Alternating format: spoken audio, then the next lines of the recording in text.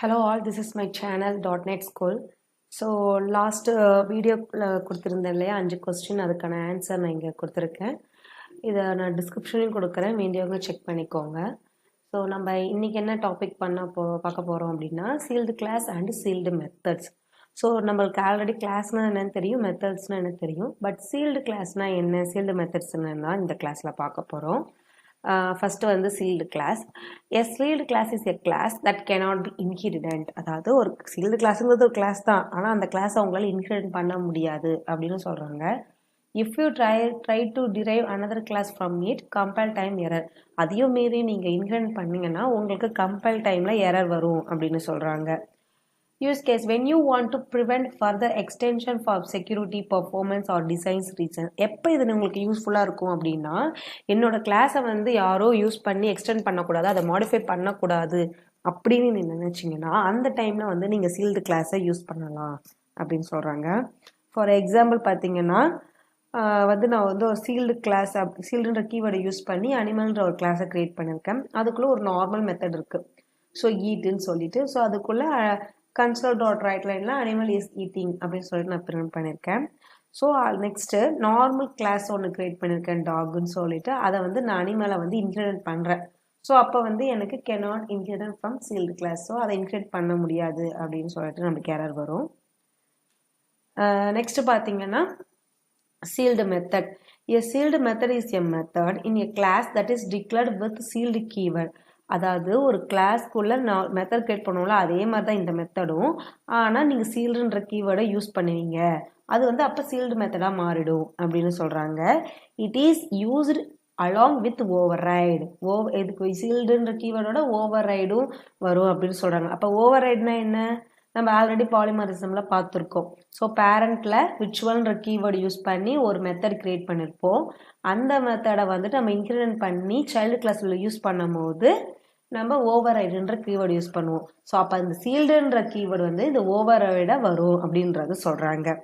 So prevent further overriding of a method in derived classes. அதாவது நீங்கள் ஒரு கிளாஸில் இருந்து இன்னொரு கிளாஸை இன்க்ரிமெண்ட் பண்ணுறீங்க, ஸோ அந்த பேரண்ட் கிளாஸில் இருக்கிற மெத்தடை நீங்கள் சைல்டு கிளாஸில் யூஸ் பண்ணிக்கிறீங்க. அதில் வந்து நம்ம சீல்டுன்ற மெத்தட் சீல்டுன்ற கீவேர்டு யூஸ் பண்ணும் போது அதே மெத்தடை நீங்கள் திரும்ப இன்னொரு இதுக்கு கிளாஸ் அந்த கிளாஸில் இருக்கிற மெத்தடை வந்து திரும்ப நம்மளால் யூஸ் பண்ண முடியாது, இன்க்ரிமெண்ட் பண்ண முடியாது. அதை தான் இங்கே சொல்ல வராங்க. ஃபார் எக்ஸாம்பிள் பார்த்தீங்கன்னா ஃபஸ்ட்டு நான் இங்கே வந்து ஒரு 3 கிளாஸ் க்ரியேட் பண்ணுறேன். அனிமல், டாக் அண்ட் பப்பி அப்படின்னு சொல்லிட்டு 3 கிளாஸ் க்ரியேட் பண்ணியிருக்கேன். இதில் ஃபஸ்ட்டு வந்து பார்த்தீங்கன்னா அனிமல் கிளாஸில் நான் மேக் சவுண்ட் அப்படின்னு சொல்லிட்டு ஒரு மெத்தட் க்ரியேட் பண்ணியிருக்கேன்.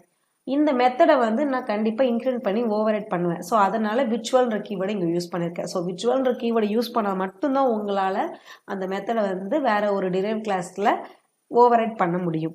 ஸோ அதனால் நீங்கள் விர்ச்சுவல்ன்ற கீவேர்டு யூஸ் பண்ணியிருக்கேன். தென் பார்த்தீங்கன்னா டாக் அப்படின்ற கிளாஸில் அனிமலை இன்க்ரிமெண்ட் பண்ணிவிட்டு தென் ஓவர் ரைடுன்ற கீவேர்டை யூஸ் பண்ணி நான் அந்த கிளாஸ் அனிமல்ன்ற கிளாஸில் இருந்த மேக் சவுண்டை இங்கே போட்டிருக்கேன். தென் சேம் டைம் நான் சீலுன்ற கீவேர்டு யூஸ் பண்ணியிருக்கேன். ஸோ சீலு கூட ஓவர் ரைடுங்கிறது அலாங் வித் அப்படின்னு சொல்லி நம்ம ஆல்ரெடி படிச்சிருக்கோம். ஸோ அதுதான் இங்கே சீல்டு ஓவர் ரைட் அப்படின்னு வந்திருக்கு. ஸோ இதுக்குள்ளே console.writeline டாக் பாக்ஸ் அப்படின்னு கொடுத்துருக்கேன். நெக்ஸ்ட் பார்த்தீங்கன்னா பப்பி கிளாஸ். இதில் வந்து டாக் கிளாஸை வந்து நான் இன்க்ரிமெண்ட் பண்ணியிருக்கேன். ஸோ டாக் அனிமலில், ஸோ டாக் நீங்கள் அனிமலை பண்ணிங்கன்னா உங்களால் திரும்ப இந்த கிளாஸை உங்களால் யூஸ் பண்ண முடியும். பட் நான் இங்கே பண்ணியிருக்கிறது டாகை. ஸோ அப்போ வந்துட்டு நான் அதே மாதிரி ஓவர் ரைடு பண்ணி இந்த மேக் சவுண்டை யூஸ் பண்ணால் என்னால் பண்ண முடியாது, ஏன்னா நான் ஆல்ரெடி சீல்டு லாக் பண்ணிட்டேன். ஸோ அதனால் அந்த மெத்தடை யூஸ் பண்ண முடியாது. ஸோ இதுதான் sealed method. So key points பார்க்கலாம். Sealed class first cannot be included. இதை வந்து இன்க்ரிமெண்ட் பண்ண முடியாது, பட் நார்மலாக இதில் மெத்தட் ஃபீல்ட் ப்ராப்பர்ட்டிஸ் எப்படி நம்ம நார்மலாக டிக்ளேர் பண்ணுவோமோ அதே மாதிரி இங்கே டிக்ளேர் பண்ணிக்கலாம் அப்படிங்கிறாங்க. எக்ஸாம்பிள் பார்த்தீங்கன்னா system.string in .NET is a sealed class அப்படின்னு சொல்கிறாங்க. system.string அப்படின்னா இங்கே பார்த்தீங்கன்னா நான் இங்கே வந்து ஒரு ப்ராஜெக்ட் க்ரியேட் பண்ணியிருக்கேன். இதில் மேலே பார்த்தீங்கன்னா யூசிங் system.collection.generic அப்படின்னு சொல்லிட்டு இங்கே நிறையா இருக்குது. ஸோ பார்த்தீங்கன்னா இது எல்லாமே இருந்தால் தான் நம்ம அதோட ப்ராஜெக்டில் ஒவ்வொன்றும் யூஸ் பண்ணும்போது நான் இதை யூஸ் பண்ணிக்கிறேன் அப்படின்ற மாதிரி இங்கே ஒரு கொடுத்துருக்கோம். இது எல்லாமே பார்த்தீங்கன்னா டிஃபால்ட்டான கிளாஸஸ். இந்த ஒவ்வொரு கிளாஸஸ்குள்ளேயும் நிறைய மெத்தட்ஸ் இருக்கும். ஸோ அதுக்கப்புறம் நம்ம தகுந்த மாதிரி ப்ரோக்ராமை இதில் நம்ம அட்ஜஸ்ட் பண்ணி ரைட் பண்ணுவோம். ஸோ இதில் பார்த்தீங்கன்னா யூசிங் சிஸ்டம் இருக்கா, ஸோ இதை தான் இங்கே சொல்ல வராங்க. ஸோ சிஸ்டம் டாட் ஸ்ட்ரிங், அப்போ நாங்கள் யூசிங் சிஸ்டம் போட்டிருக்கேன். ஸோ அந்த சிஸ்டத்தில் ஸ்ட்ரிங்குங்கிறது ஒரு கிளாஸு. ஸோ அந்த ஸ்ட்ரிங்குக்குள்ளே பார்த்தீங்கன்னா நிறைய மெத்தட்ஸ் இருக்கும். டு அப்பர் டு லோவர் அப்படின்ற மாதிரி இருக்கும். உங்களுக்கு ஆல்ரெடி இங்கே படிச்சிருக்கீங்க, ஸ்ட்ரிங்குங்கிறது ஒரு ரெஃபரன்ஸ் டைப், இதை வந்து நம்மளால் சேஞ்ச் பண்ண இம்யூட்டபிள் அப்படின்ற மாதிரி நம்ம படிச்சிருக்கோம். ஸோ இதை தான் இந்த .NETல சிஸ்டம் டாட் ஸ்ட்ரிங் அப்படிங்கிறது ஒரு சீல்டு கிளாஸ் அப்படின்னு சொல்கிறாங்க. Then method only makes sense when override a virtual method. So virtual method override பண்ணிட்டு நம்ம சீல்டு போனோம்னா அதுக்கப்புறம் அதை நம்ம மாற்ற முடியாது, அந்த மெத்தடை நம்மளால சேஞ்ச் பண்ணி டிரைவ் கிளாஸில் போட முடியாது அப்படிங்கிறாங்க. ஸ்டாப் ஃபர்தர் ஓவர்ரைடிங், ஓவர்ரைடை ஸ்டாப் பண்ணுறதுக்கு இது நம்மளுக்கு ரொம்ப யூஸ்ஃபுல்லாக இருக்கும்னு சொல்கிறாங்க. ஸோ லார்ஜாக இன்க்ரீடியன்ஸ் பண்ணுறோம் இல்லையா, அந்த டைமில் இது நம்மளுக்கு இந்த சீல்டு மெத்தட் ரொம்ப யூஸ்ஃபுல்லாக இருக்கும்னு சொல்கிறாங்க. ஸோ ரியல் வேர்ல்டு அப்படின்னு பார்க்கும்போது to protect sensitive classes from modification. So நம்ம சில சென்சிட்டிவான கிளாஸஸை வந்து மாடிஃபிகேட் பண்ணக்கூடாது அப்படின்னா அந்த நேரத்தில் இந்த சீல்டுங்கிறது நம்மளுக்கு யூஸ்ஃபுல்லாக இருக்கும். தென் பர்ஃபார்மன்ஸ் பார்க்கும்போது sealed class are cycle faster because run time does not need to check for override. So sealed கிளாஸை ஓவர்ரைட் பண்ண முடியாது, அதனால அதை சீல்டுன்னு போனோடனே இதில் ஒன்றுமே இருக்காது அப்படின்ற மாதிரி ரன் பண்ணிடும். பட் இதுவே நம்ம நார்மல் கிளாஸ்ன்னு பண்ணும்போது இது வேற எங்கேயாவது ஓவர்ரைடு இருக்கா அப்படின்னு செக் பண்ணிட்டு அதுக்கப்புறம் ரன் ஆகும். ஸோ அப்போ சீல்டு கிளாஸுங்கிறது ஃபாஸ்ட்டாக ரன் ஆகும் அப்படின்ற மாதிரி சொல்கிறாங்க. Then design choice when you don't want other developers to extend your class.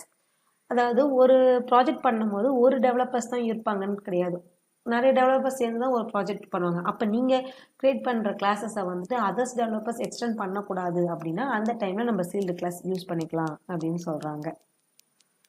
So உங்களுக்கு இந்த கிளாஸ் புரிஞ்சிருக்கும்னு நினைக்கிறேன். ஒரு 5 கொஸ்டின் அண்ட் ஆன்சர் கொடுத்துருக்கேன். இதோட ஆன்சரை வந்து கமெண்ட் பண்ணுங்கள்.